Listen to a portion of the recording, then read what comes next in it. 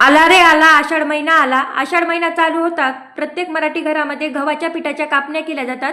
चला तर मग करूया गव्हाच्या पिठाच्या खुसखुशीत अशा कापण्या. एका पातेल्यामध्ये 1 वाटी गूळ आणि पाणी टाकून गूळ वितळून घ्यायचा.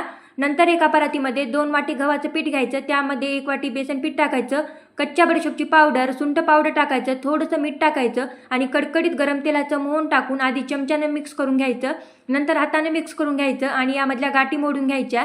नंतर थोडं थोडं गुळाचं पाणी टाकून आपल्याला कापण्याचं पीठ घट्टसर असं मळून घ्यायचंय. तर अशा प्रकारे आपलं घट्टसर असं पीठ मळून झालंय. 5 मिनिटं भिजत ठेवायचं.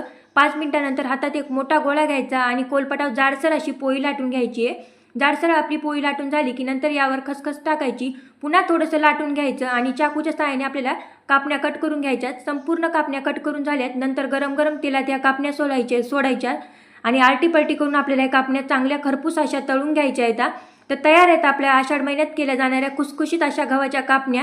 तुम्ही पण या पद्धतीने नक्की करून बघा. खूप मस्त अशा खुसखुशीत झालत्या.